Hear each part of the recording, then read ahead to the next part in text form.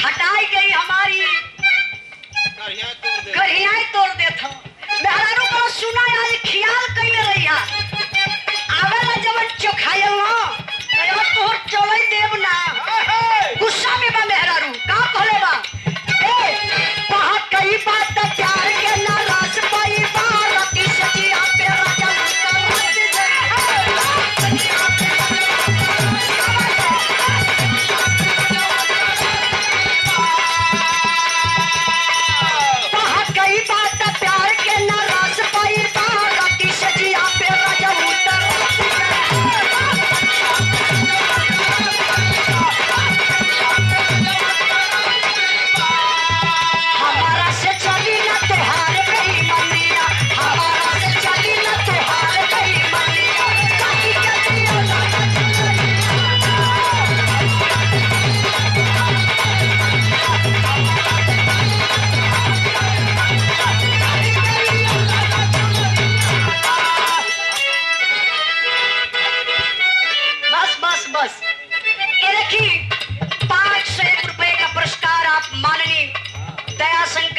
दरोगा जी के बड़का भैया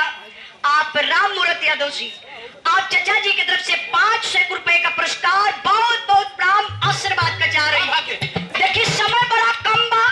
सबकर विचार बा कि बिरहा भी हो जाए कम टाइम में तो धुने तराना में टाइम नहीं बीते मास्टर झटके में आवा तो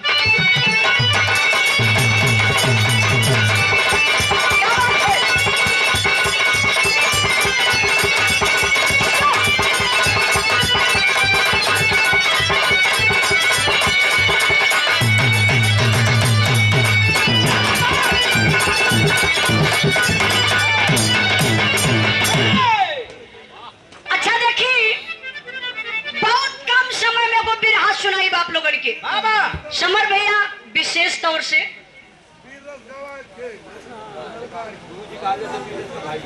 आप चल जी का अरे ऐसा कैसे आज का तो टिकट कैंसिल करे के चाहता है बिरहा तो सुने हम जानत बनी देखी व्यस्त व्यस्त सब है जिंदगी इतनी सबकर व्यस्त हो गई बा आधी घंटा रुके पड़ी हमारे बदे आधे घंटा में बिरहा खत्म कर दे आज को बिरहा सुनी रोमांटिक बिरहा हाँ जिला का गवैया अरे हमारे जिला का हुआ छोड़ के ही चल जाएगा भैया तो 5 मिनट का टाइम 5 मिनट में पहले आप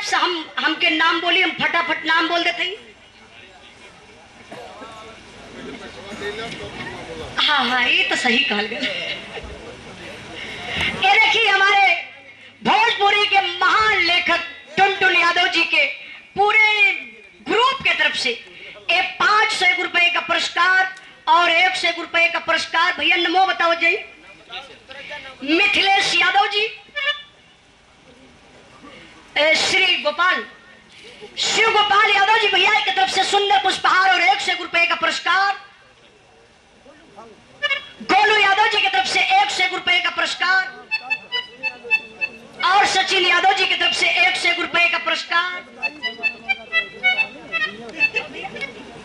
अजय यादव जी की तरफ से 100 रुपए का पुरस्कार अखिलेश यादव हमारे अखिलेश यादव सिपाही भैया की तरफ से सुंदर पुष्पहार और 500 रुपए का पुरस्कार बहुत बहुत प्रणाम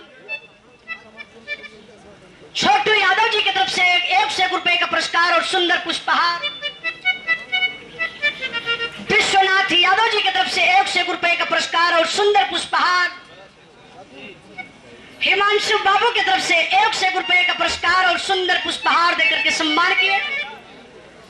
और मुकेश यादव जी की तरफ से 100 रुपए का पुरस्कार पीयूष यादव जी की तरफ से 100 रुपए का पुरस्कार आयुष यादव की तरफ से 100 रुपए का पुरस्कार और सुंदर पुष्पहार देकर के सम्मान किए चंदन यादव जी की तरफ से 100 रुपए का पुरस्कार और सुंदर पुष्पहार आजाद यादव डॉक्टर साहब जिन्हें हम लोग सेकेंड गार्ड छोटका भगवान कहिला इंसान का आधा जिंदगी डॉक्टर लोगन के हाथ में होला आदमी मर रहा तब इंजेक्शन लगा के लोग पैसा ले लेला इनके तो दवाई की जरूरत पड़ी ना बहुत बहुत प्राण है 200 रुपए का पुरस्कार ये देखिए